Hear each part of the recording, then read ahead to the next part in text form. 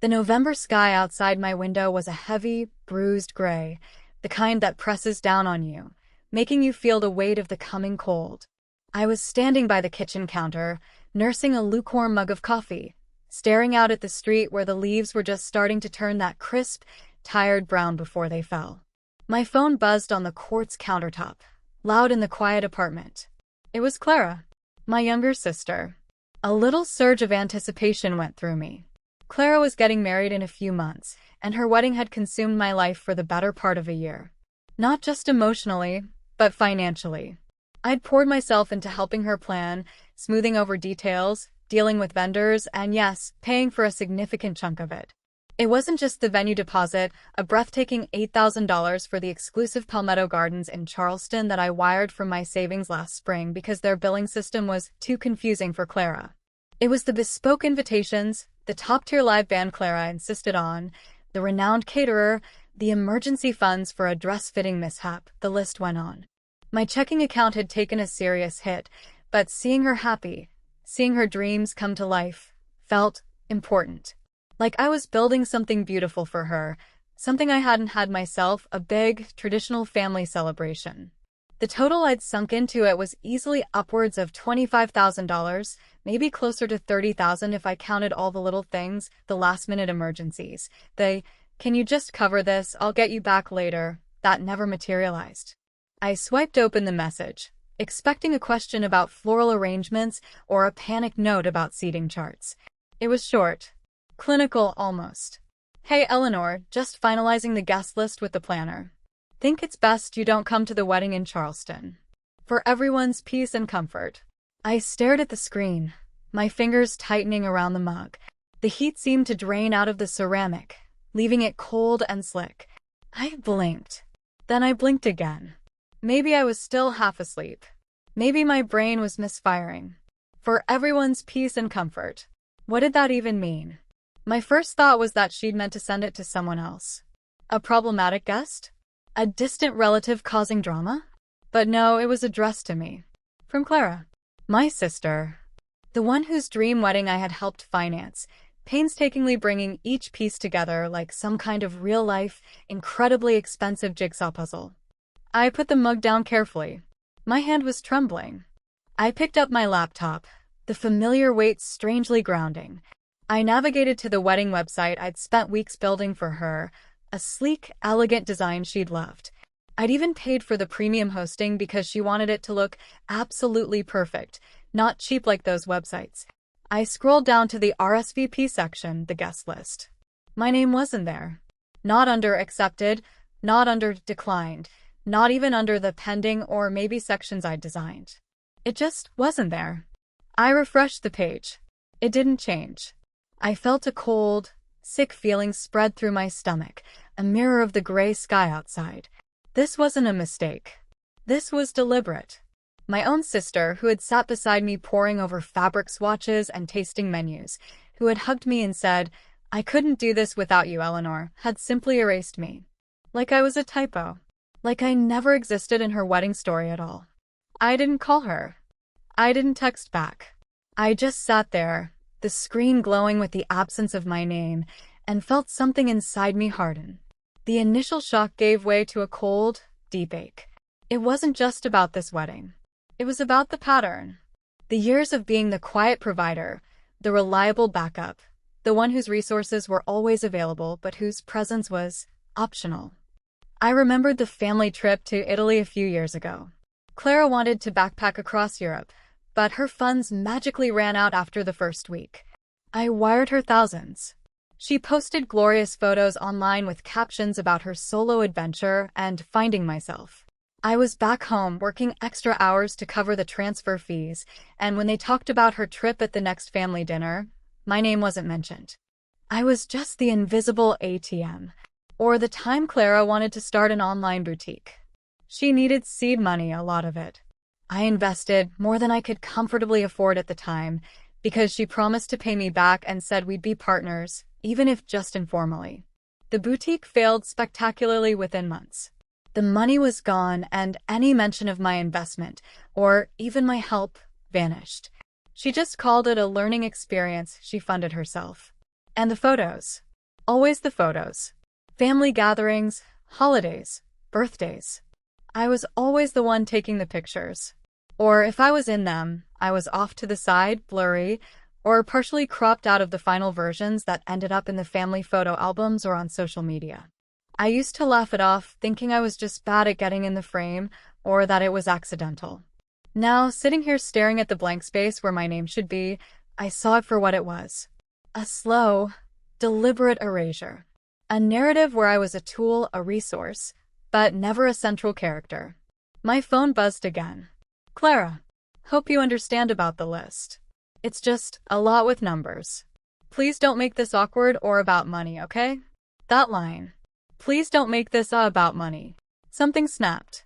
Not loudly, not dramatically. It was a quiet, internal sound, like a steel cable pulled taut until it frayed and broke. Don't make it about money? After I'd funded her entire dream? After I'd been the family's personal lending institution for a decade? That wasn't anger, not the hot, yelling kind. It was a cold, hard clarity. They saw me as a transaction, a means to an end. And now that the bulk of the money was committed, I was no longer needed. I was excess baggage. I set my phone face down. It vibrated again, then again, but I didn't look. Instead, I went to my filing cabinet, the one filled with neat folders and meticulously organized documents. I pulled out the folder labeled Clara Wedding and another, thinner one labeled Family Financial. I sat down at my desk. I started pulling up email archives, banking statements, PayPal records, text message logs. Every wire transfer, every credit card payment I made on their behalf, every invoice I'd paid directly, every confirmation text. I wasn't looking for credit. I was building a record.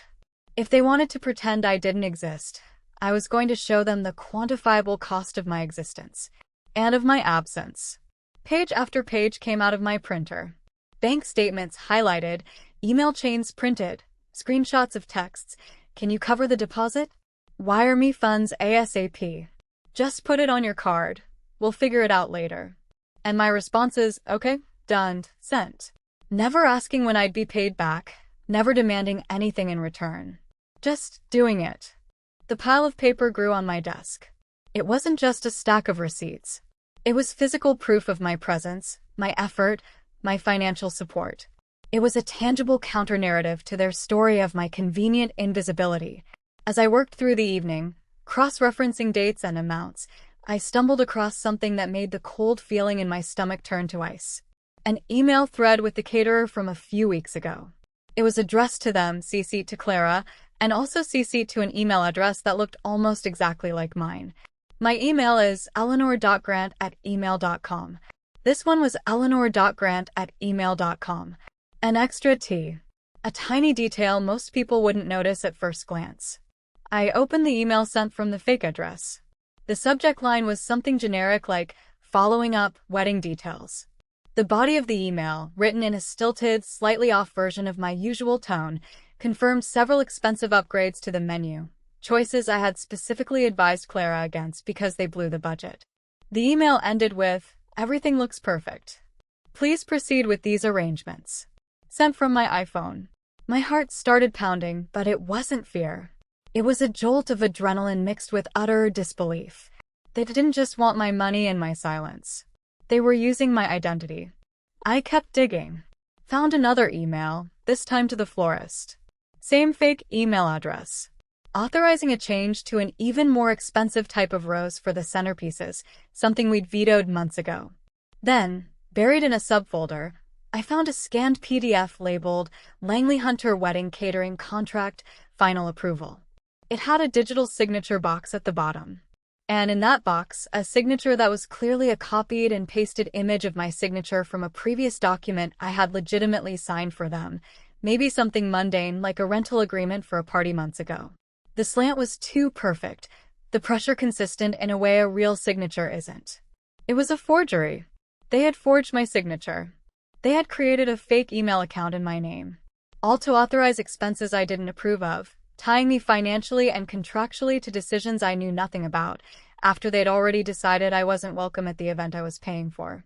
This wasn't just manipulation. This was calculated fraud.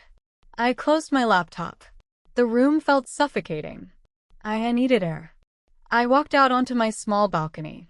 The November chill bit at my skin, but I barely felt it. My mind was racing. Impersonation. Fraud. They expected me to just take it. To find out after the fact, maybe, and quietly handle the bills, because that's what good, invisible Eleanor did. I thought about calling the police, about exposing the fraud, but that felt messy. Like getting dragged into a swamp I didn't want to be in. What I wanted wasn't revenge, not exactly. What I wanted was for them to understand the cost of their actions. The cost of erasing me. I went back inside. The pile of documents on my desk seemed to hum with quiet power. Proof. I opened a new document on my laptop. I didn't draft an email to them. Not yet. I drafted an internal statement. A line in the sand. Subject: termination of financial and contractual responsibility, Langley Hunter wedding event. Effective immediately, November 15th, 20XX. I, Eleanor Grant, hereby withdraw all authorization and financial responsibility for any services, contracts, or agreements made in my name or using my identity, including forged signatures or fraudulent email accounts, without my express and direct consent. All vendor arrangements processed in this manner are considered null and void from my end. Any past, present, or future charges incurred related to these unauthorized actions are not my responsibility. I saved the document in a secure, encrypted folder. This was just for me. A declaration of independence. The next morning, the gray sky had given way to a weak, watery sunlight. I woke up feeling calm. Clear. The frantic energy of the night before had settled into a deep, unshakable resolve. By 8:30, I was at my desk. I started with the biggest one. The Palmetto Gardens venue reservation. I logged into the vendor portal using the login details they had given me months ago, the ones Mom had pressed into my hand saying, "Just handle the deposit, Eleanor, it'll be easier." My name was still listed as the primary contact, the one on the hook for the remaining balance, the one who had signed off on the terms and conditions when I paid that initial $8,000 deposit. There was a big, bright button on the page, Cancel Reservation. I hovered my cursor over it. There was no hesitation, no wavering. Just the quiet click. A pop-up appeared. Are you sure? Non-refundable deposit will be forfeited. $8,000. Gone. Just like that. A monument to their entitlement and my past willingness to be used. I clicked confirm. The screen refreshed. A cancellation confirmation number appeared. The reservation status changed to canceled, forfeited deposit. That was it. One click. $8,000. Vanished. I closed the tab. The silence in the room felt absolute. But it wasn't empty. It was filled with a new kind of freedom. I moved on. The catering company. I pulled up the contract they'd used my forged signature on. Sent a brief, formal email. Regarding account, Langley Hunter wedding. This email serves as notice that services authorized using a forged signature under my name were not consented to. I am not liable for this contract. Please consider all associated arrangements canceled immediately. Next, the live band. A similar email. They had communicated heavily with the fake email address. Reference booking, Langley Hunter wedding. Communication and authorization for this booking appear to have originated from a fraudulent email account impersonating me. I did not authorize this booking. I am not responsible for any associated fees. Please cancel all arrangements. The bespoke invitations. The high-end decor rentals. The extra photographer they booked under my name after I'd already paid the main one. One by one, I systematically severed every tie, canceled every service, withdrew every authorization connected to the wedding where I was no longer welcome, especially those where my identity had been fraudulently used. I kept my language formal, factual, and centered on the unauthorized use of my identity. It wasn't about my feelings. It was about the facts. And the facts were on my side. I wasn't just a disinvited sister. I was the victim of financial impersonation, potentially fraud. That gave my actions a weight they couldn't argue against with emotional blackmail. By noon, it was done. Every vendor I could identify where my money or name had been used without my knowledge or against my express direction, especially those with the forged signature or fake email, had received notification. My inbox, which had been buzzing with wedding-related correspondence for months, went quiet. A profound, peaceful quiet. Around 2 o'clock, the storm hit. My phone started ringing. First Mom. I let it go to voicemail. Then Clara. Voicemail again. Then texts started flooding in. Mom, did you really cancel the venue? The Gardens just called us. Kimbra is hysterical. Call me right now, Eleanor. What did you do? Clara, I can't believe you. How could you do this? You ruined everything. The caterer said you canceled. The band. Every vendor is calling us. Aunt Lisa, Mom's sister, always the mediator but siding with Mom. That was a very cruel thing you did, Eleanor. Blindsiding your sister like this, right before the wedding? Uncle Ron, Aunt Lisa's husband, couldn't you just let her have her moment? Just this one thing? After everything you've done. Their messages were a mix of frantic panic, outrage, and immediate blame. Not one asked why I had done it. Not one expressed concern for me. Not one acknowledged the years of taking, the disinvitation, or the blatant fraud. It was all about their ruined plans, their distress. I didn't answer. I walked into the kitchen, poured myself a glass of water, and sat down at the dining table where my stack of printed documents lay. I picked up a pen and my journal. I wrote. They gave me silence for years. They erased me from their pictures, their stories, their lives. Now I'm just giving it back. But my silence comes with a price tag they weren't ready for. The words felt heavy. Final. That evening, as the last light faded and the street lights flickered on, I returned to my laptop. I opened the financial disengagement statement I had drafted the night before. I refined it, adding specific dates, amounts, vendor names, and references to the fraudulent activity I had discovered, without making explicit accusations, just stating facts like contract authorized using identity without consent, communication originated from unauthorized email account. At the bottom, in bold, I wrote, effective immediately, I, Eleanor Grant, publicly and legally withdraw all financial and contractual responsibility tied to the planned Langley Hunter wedding event. Any ongoing obligations, lost deposits, or unresolved balances resulting from cancellations or previously authorized services using my identity without direct, proven consent must be redirected to the responsible parties who initiated those arrangements. I printed several copies. One for my lawyer, yes, I made a quick call that morning, laying out the bare facts of the fraud, one for my secure file, and one I sealed in a blank envelope. I didn't know if I'd send it, or to whom. Maybe just having it was enough. It was the physical manifestation of my boundary. The calls and texts continued into the night and the next morning. The voicemails grew more frantic, more desperate. Clara was apparently having a breakdown, Mom was alternately crying and screaming, and other family members were being mobilized to guilt-trip me. One voicemail from Mom was particularly venomous.